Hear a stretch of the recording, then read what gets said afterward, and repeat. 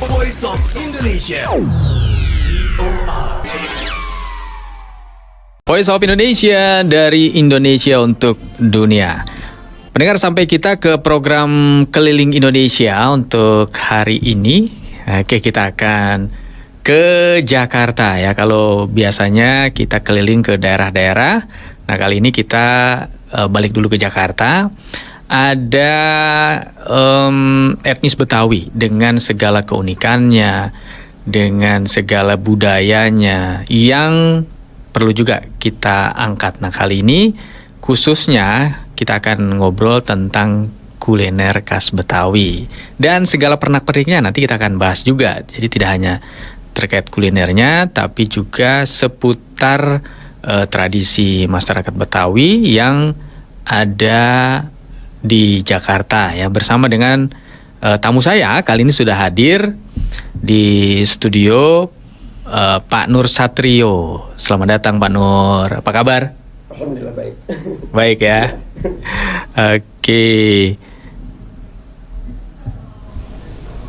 Oke.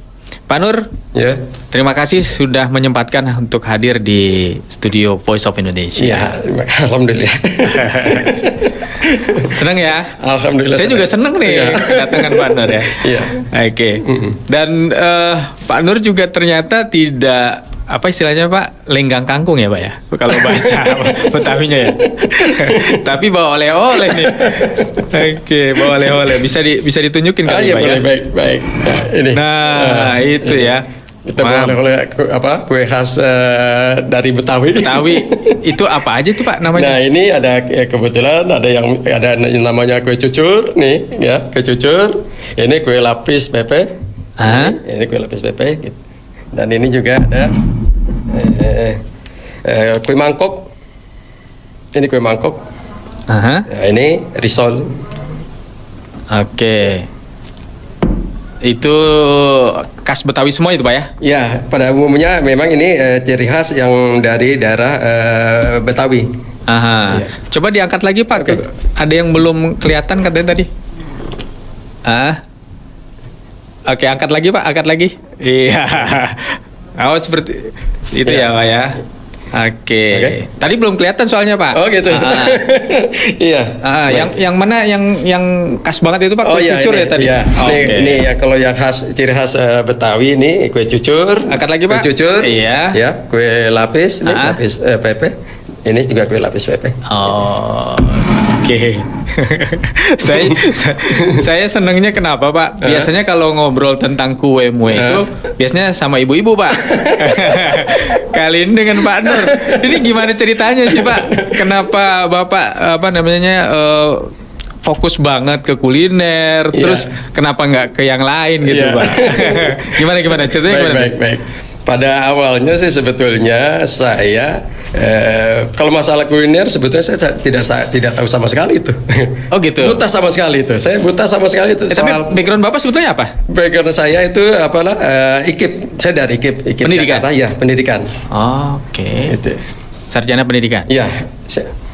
Tapi terus kemudian kenapa? Nah, ceritanya kebetulan karena memang saya bukan kita nyari setelah lulus nyari kerja susah, bukan, tidak.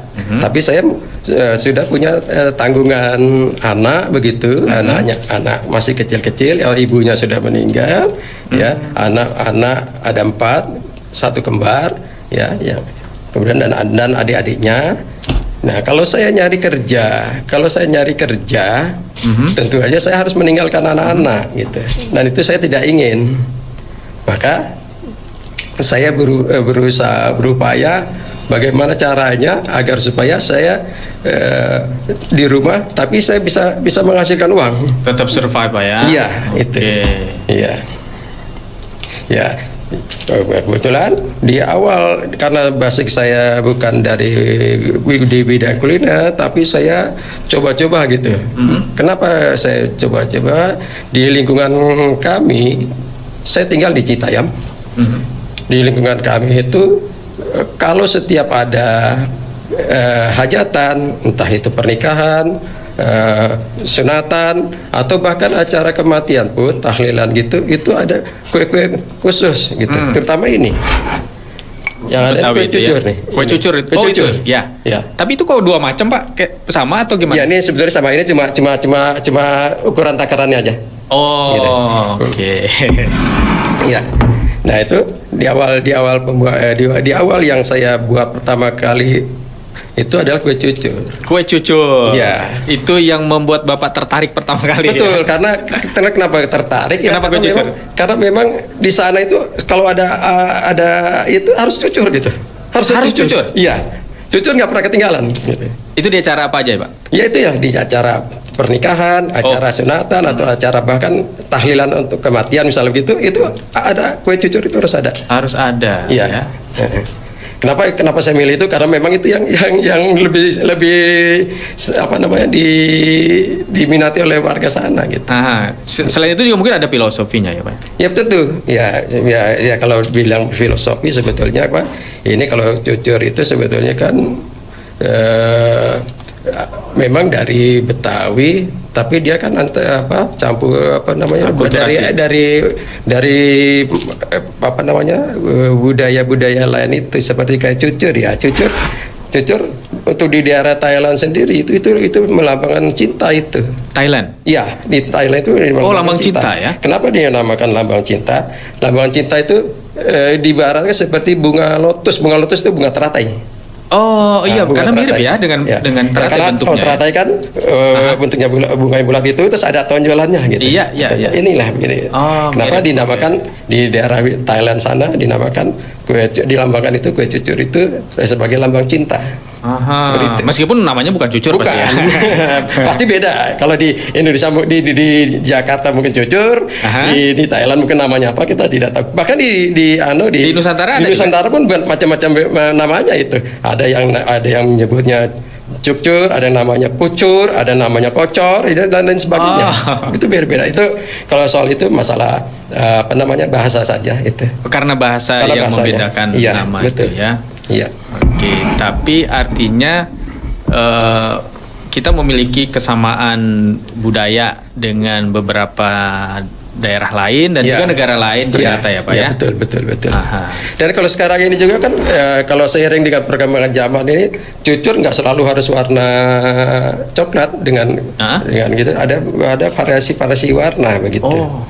Kalau sekarang ini yang bisa beraneka warna. Satu buah cucur ini bisa berapa warna. Ada warna merah, kuning, hijau itu bisa. Itu karena apa ya? Variasi aja. Variasi. Atau karena mungkin sudah semakin modern dan Ya, itulah makanya ya, kalau seiring dengan perkembangan zaman itu tentu aja kan ada inovasi nih. Kira-kira wah pengen coba kalau begini mungkin lebih menarik nih penampilannya ya seperti itu. itu tidak masalah Pak. Kalau dari sisi budaya itu nggak masalah Pak. Kalau di masyarakat Betawi. Kalau dari Betawi sebetulnya memang kita yang namanya cucur itu juga dari gula merah warna coklat. Oh, warnanya dari gula merah itu ya. Itu. Kalau perkembangannya kalau dari dulu yang namanya kue cucur itu hanya terbuatnya dari gula merah dan tepung beras. Ya, kalau sekarang seiring dengan perkembangan itu ya inovasinya itu ya kalau kita pembuatan dari tepung beras itu cenderung nanti kalau sudah dingin itu kan keras. Jadi timbul inovasi kalau dicampur ini gimana itu. Jadi hasilnya bisa lebih lembut. Iya. Dengan Itu bahan-bahan. ada penggunaan bahan-bahan kimia atau tetap ke misalnya harus yang tradisional juga bahan-bahannya yang alami juga? Oh tidak, kalau cucur kita nggak pakai bahan kimia. Katakanlah kita pakai baking soda atau baking powder itu nggak itu.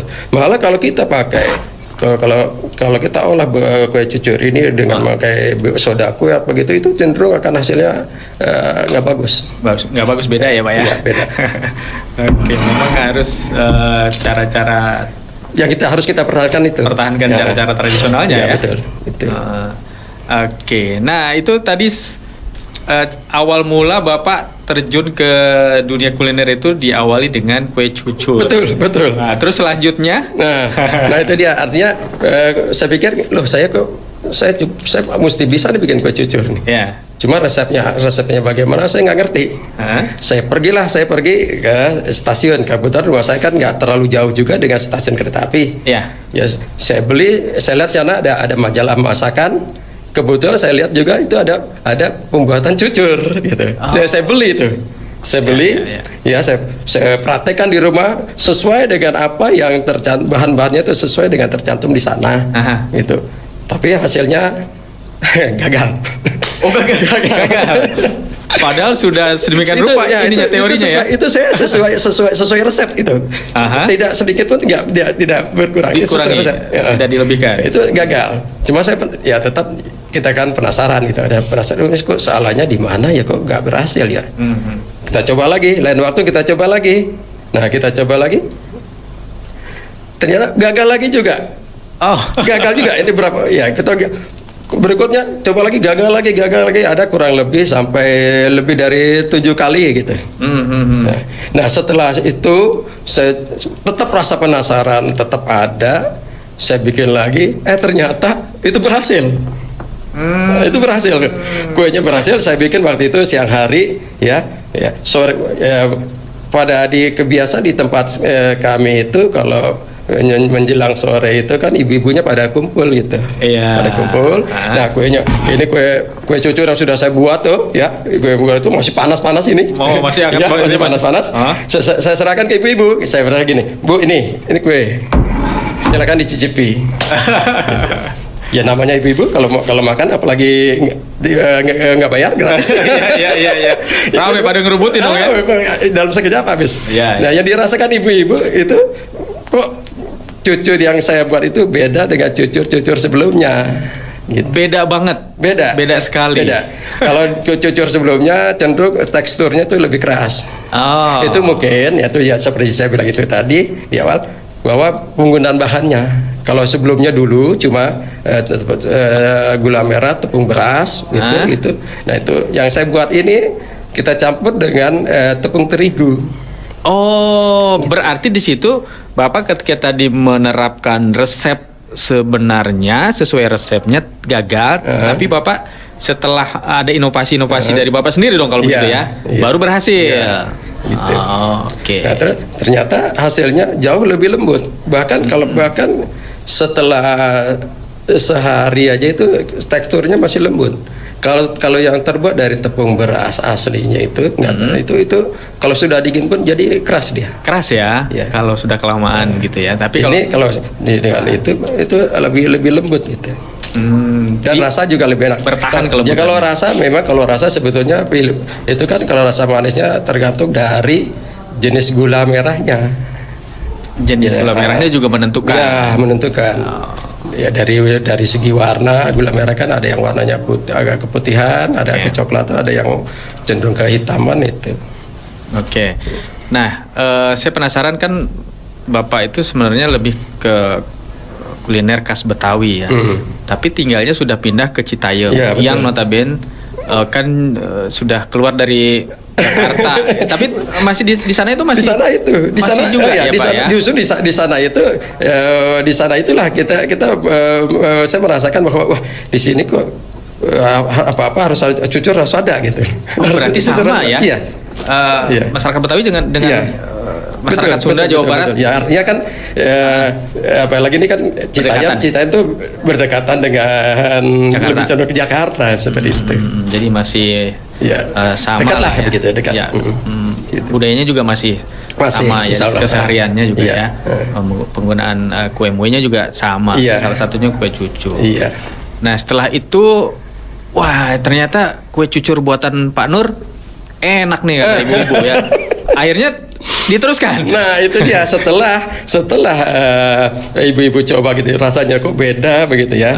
Itu baru saya bilang, ibu-ibu ya kalau mau pesan besok bisa pesan sama saya gitu. Langsung saya bilang begitu. Saya bilang, Ibu, karena memang tujuan saya kan tujuannya saya di rumah tapi bisa penghasilan doang nih. Gitu ya. Mungkin dengan cucur ya itulah. Jadi saya bisa kasih testernya untuk ibu-ibu. Lalu saya bilang, ibu-ibu kalau mau pesan cucur silakan ke saya. Nah, sejak itu ibu-ibu itu besoknya atau seterusnya itu ibu-ibu mulai pesan ke saya itu. Gitu. Dan mulai makin banyak nih. Ya pesanan. awalnya mungkin 50 butir, 50 buah begitu ya. Tapi makin lama makin banyak itu. Itu. Nah dari sana itu dari cucur itu ibu-ibu mulai menanya lagi tuh. Akhirnya kenapa saya akhirnya terjun ke bidang kuliner itu, ibu-ibu nanya lagi ke saya. Iya. Di sana mereka manggil saya paman sebetulnya. Oh, paman. Wo. Paman? Paman Wo. Paman Wo. Iya, Paman Wo. Oh. Mereka panggil saya paman gitu. Paman bisa bikin kue ini enggak gitu. Kue bolu. Gitu. Saya sebetulnya nggak ngerti sama sekali soal kue-kue begitu. Sebentar Pak, itu berapa tahun yang lalu itu Pak? Itu kurang lebih tahun 2000 berapa ya? 2008-an gitu, sekitar 2000. Tapi sudah lama ketika Bapak setelah selesai kuliah ya? Iya. Oke, terus? Ya, ada seorang ibu datang ke saya, paman bisa bikin kue bolu nggak gitu. Saya dengan PD-nya gitu, walaupun saya nggak ngerti sama sekali bahannya apa, ini mau cara bikinnya bagaimana saya nggak ngerti. Iya. Tapi saya langsung bikin, bisa. Saya langsung PD. Gitu. Langsung PD bisa aja gitu ya. Gitu. Nah, PD bisa berapa duit gitu. Lah ditanya berapa duitnya, saya bingung. Lah berapa ya harganya? Bikinnya gimana, bahannya apa juga saya nggak ngerti. Iya. Tapi kan bisa belajar dari kue cucur tadi. Dari bahan ya, sekian. tapi beda kalau jenis bolu kan beda bahan-bahannya. Oh, beda bahan, beda harga beda, juga. iya. Artinya kan kalau penghitungannya mungkin sama. Ya, perhitungannya sama gitu. Cuma saya balik lagi tanya ibu-ibunya. Ibu kalau pesan kue ini biasanya berapa duit? Kalau beli di pasar berapa duit? Ya. Dia bilang nanti, kalau di pasar ini 25.000, ya udah segitu. saya bilang ya udah segitu. Gitu. Samain gitu ya. Samain udah segitu. Ya pesannya satu buat besok pagi. Nah setelah pesan uang dikasih, nggak langsung dibayar lunas gitu uangnya. Iya. Saya jadi kepikiran lah, ini gimana bikinnya ya? Ini gimana bikinnya? Bahan-bahan apa aja? Saya sama sekali nggak tahu, tapi saya timbul ide, wah kalau gitu saya mesti ke ini nih toko buku.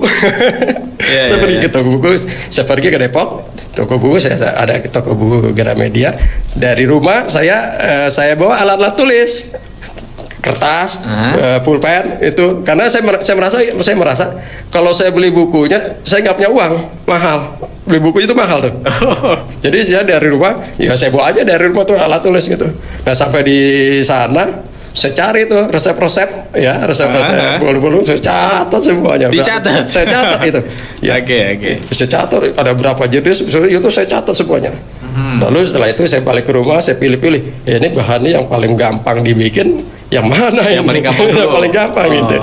Ini saya pilih salah satunya itu. Nah, tapi alhamdulillah ya mungkin memang saya juga nggak ngerti begitu. Saya coba terpraktikkan, ternyata berhasil mas. Yang mana nih? Kue mana? Kue bolunya. Itu juga saya nggak ngerti kok bisa lah gitu. Berhasil gitu. Terus peralatannya emang udah ada juga di rumah? Ya kalau peralatan kalau bolu kan, dari itu kan ada juga kayak ipar saya kan punya gitu. Gitu. Kalau itu kan kayak model open-opennya itu kan kalau buat lebaran kan ada tuh buat bikin kue itu kan kepake ya itu tetap pakai itu dan bisa kita pakai itu ya betul. Berhasil ya. Nah ternyata berhasil. Nah itu saya luar biasa bangganya itu. Pokoknya bangganya itu melebihi apa ya gitu.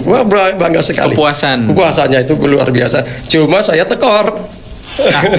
Tekornya kenapa? Saya bilang ke pembeli harganya 25.000. Ternyata saya beli bahan untuk buat kuenya aja lebih dari 25.000. Oh gitu.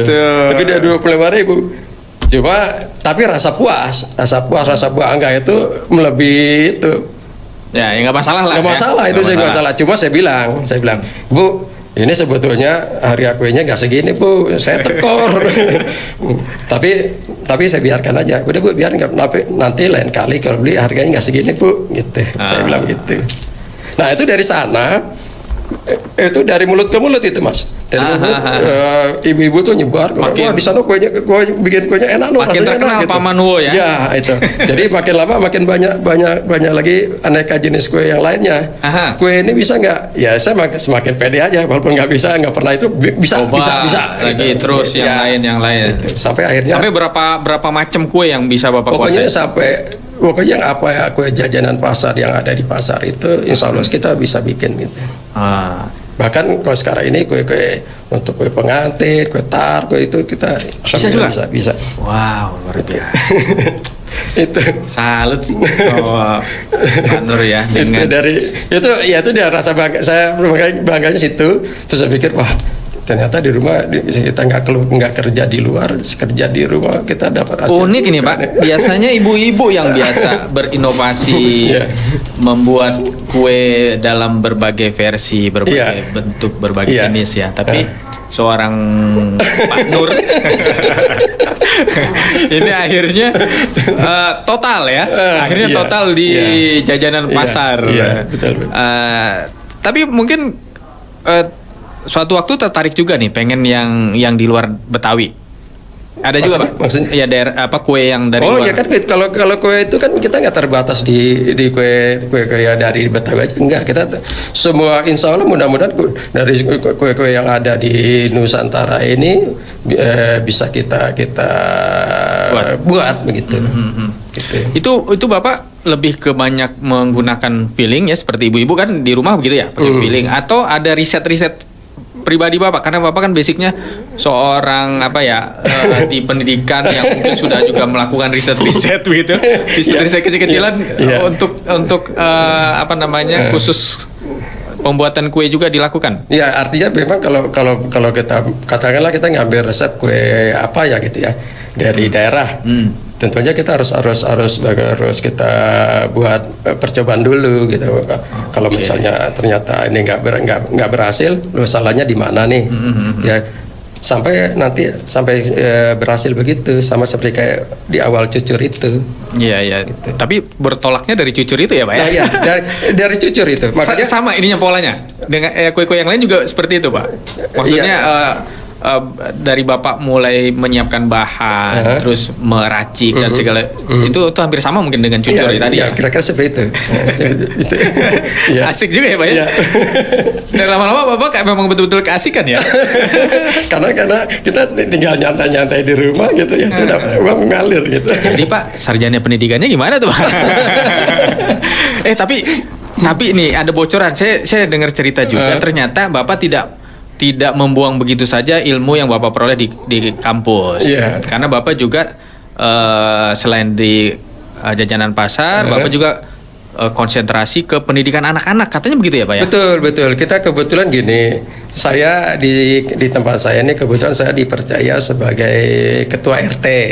Oh Pak, saya sebagai ketua RT.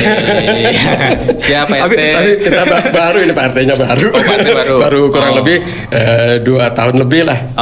2 tahun lebih. Nah di lingkungan kami karena saya merasa sebagai ketua RT-nya, saya kepengen warga-warga saya bisa meningkatkan income mereka itu, terutama ibu-ibunya gitu. Bapak sangat melihat potensi ekonomi ya? Betul, saya melihatnya ke sana karena bagi saya gini, saya tidak ingin tuh orang ibu-ibu ngeluh gini, wah saya kurang suami saya ngasih segini nggak cukup itu saya pengen berantas itu semua begitu. Dengan cara apa? Dengan cara ya ibu-ibu lah yang kita berdayakan. Menjadi ibu rumah tangga juga ternyata bisa menambah income ya Pak ya? Bisa sekali itu. Justru sasaran saya itu gitu. Nanti untuk ibu-ibunya. Kita di sana itu saya bikin namanya PKK. Di PKK itu ya sebetulnya di PKK itu nggak harus bikin kue, aneka keterampilan dan segala macamnya itu kita laksanakan juga. Dan khusus anak-anak tadi? Nah kalau anak-anak memang tujuan kita di bidang itu saya pengennya kan anak-anak sekarang ini kan nggak lepas dari gadget gitu ya. Ya itu yang saya khawatirin gitu. Bahkan setiap detik selalu yang ditonton tuh gadget. Nah di taman bacaan itu kan kita siapkan juga aneka buku-buku Oh, anak-anak. Bapak membuat taman bacaan. Ya betul, saya ada taman baca di sana. Ah. Itu. Nah di sana itu anak-anak kita latih. Di samping mereka belajar baca buku, kita latih di sana kegiatan-kegiatan. Ya. Ya kegiatannya di bidang seni. Ya di sana kita kembangkan seni tari. Ya, kemudian seni ada puisi dan drama itu saya gitu ya. Dan kemudian di bidang musik ada kita ini kan musik angklung. Oh, musik. Saya lebih suka kalau untuk alat musik itu alat musik tradisional. Oke, Karena saya ingin mempertahankan itu gitu. Ya. Nah, Salah satunya angklung ya. Ya. Nah, di sana itu juga untuk bidang kuliner juga begitu. Untuk kuliner setara anak-anak misalnya, yang anak-anak kan nggak perlu yang ribet-ribet. Nah itu kita ambil buku misalnya, ambil salah satu buku kita praktekkan di sana dengan anak-anak. Gitu misalnya, ya gitulah seperti itu. Oke. Nah, saya ada bocoran juga nih. Lebih spesifik lagi, Bapak punya metode katanya bagaimana anak-anak itu mau makan. Iya. Gimana tuh? Nah, itu gimana nih? Ya, pada dasarnya memang anak-anak sebetulnya lebih suka jajan di warung sih, jajan-jajan yang model kayak ciki-ciki begitu gitu. Tapi kan kita pengennya Yang kurang sehat lah, dan kita pengennya juga anak-anak makan makanan yang sehat. Sehat ya. Gitu. Oke. Makanya saya kebetulan ditawari Bu Kades ini, Ibu Kades saya, Bu Johana, bilang ke saya, gini, Pak Satrio, saya punya daging lele, filet lele. Oh. Filet lele nih. Tolong dibuat nugget. Tantangan lagi nih ya. Nugget, gitu. Ya. Gitu. Ya. Tapi memang kalau nugget itu sebenarnya untuk di desa kami itu ibu-ibu PKK desa sana sudah buat. Oh, sudah Dan buat. Alhamdulillah di kami itu PKK Ropanjang itu dapat juara pertama, Mas. Dan untuk lomba gemar makan ikan. Oh, nuggetnya dari ikan? Dari ikan lele. Dari ikan lele khusus? Dari ikan lele. Oh. Itu Bu Kades ngasih ke saya filet lele, tolong buat nugget. Itu Bapak belum pernah juga buat nugget sebelumnya? Ya, kalau itu sih sebetulnya kalau untuk itu saya udah tahu gitu. Oh, udah tahu ya. Udah tahu, cuman karena ini Bu Kades ngasih gitu, ya ini tantangan juga. Tantangannya apa gini? Jadi di PKK Bu Kades itu kan hitungannya untuk nugget dia juara nih. Juara pertama nih. Oh, udah juara pertama. Juara pertama tingkat kabupaten. Tingkat kabupaten. Tingkat kabupaten. Udah juara duluan mereka ya. Iya. Nah, itu pengen Bu Kades itu Bu Kades percayakan ke saya, tolong bikin juga untuk perbandingan. Perbandingan. Gitu. Nah, itu di nugget itu kan kita campur bukan cuma dari daging lele begitu, tapi kita variasi dengan sayurannya. Sayuran itu kita pakai daun kelor. Daun kelor itu manfaatnya besar sekali itu. Oh, daun kelor ya. Itu.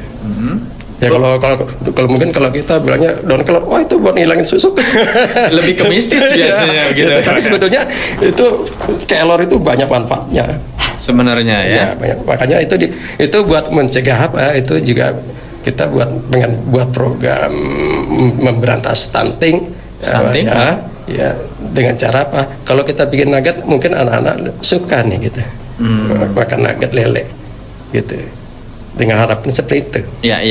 Dan itu Bapak lakukan, kemudian juga ada juga mungkin catatan-catatan yang Bapak buat ataupun semacam mungkin buku-buku kecil, buku-buku saku yang itu nanti dibaca oleh anak-anak begitu ya Pak ya?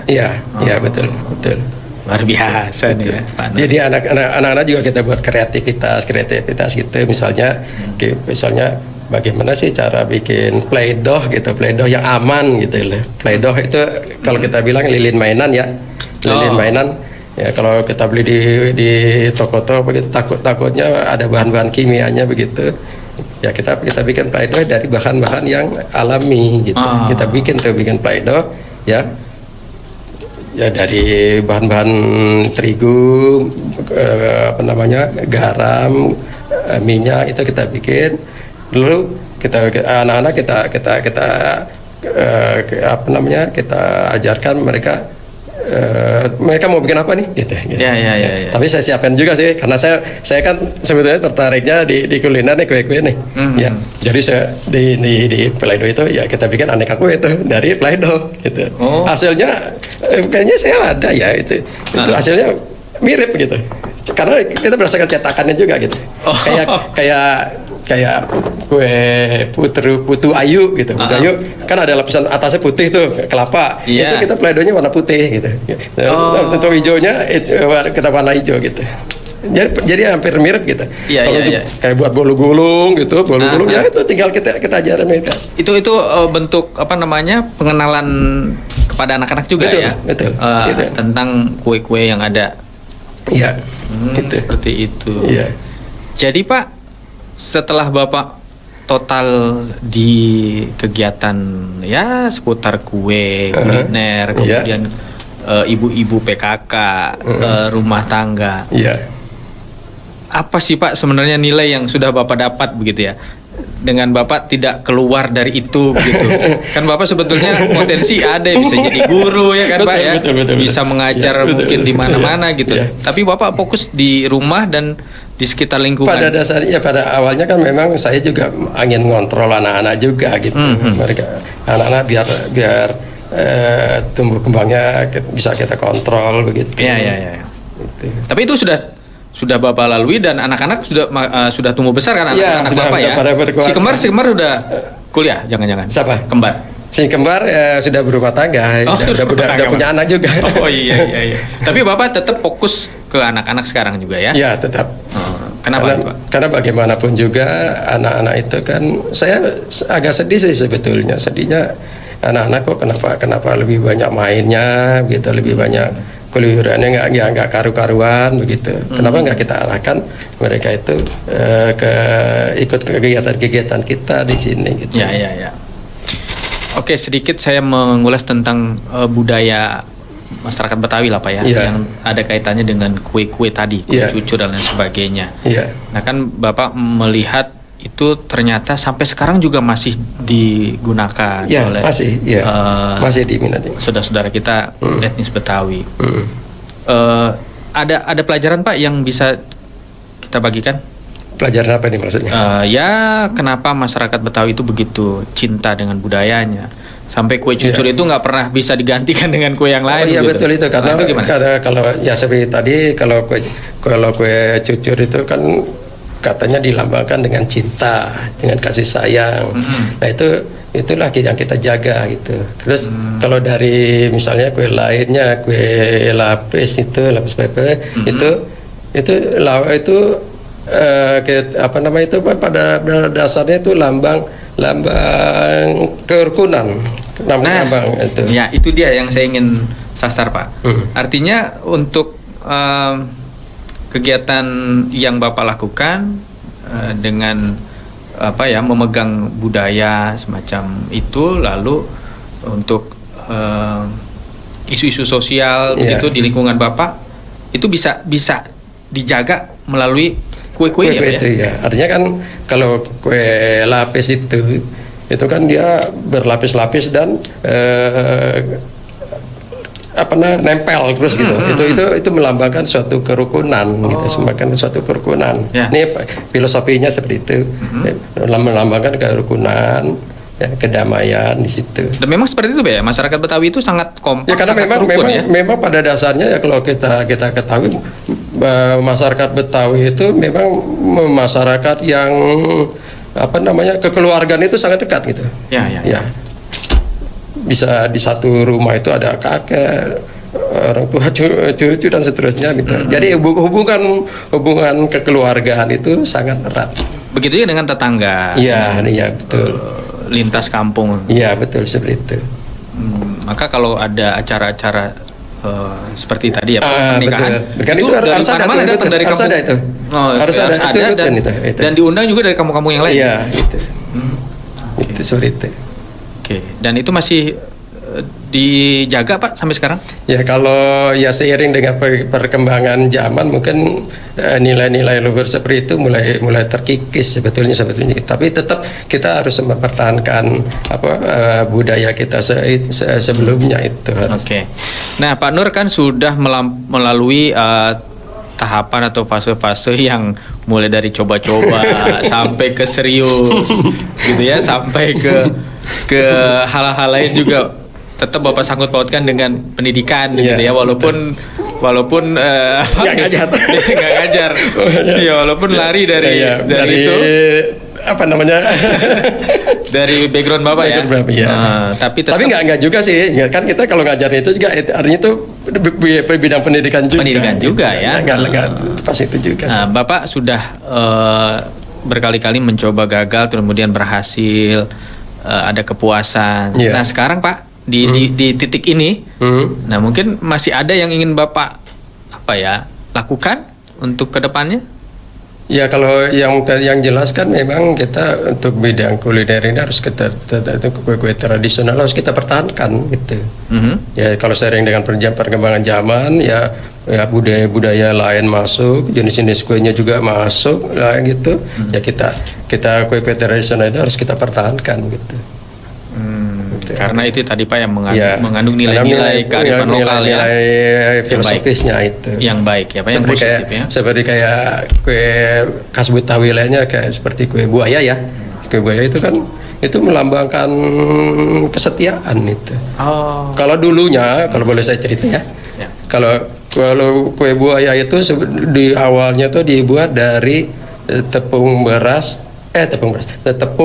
dan air. Dibuat buaya gitu, itu tidak boleh dimakan.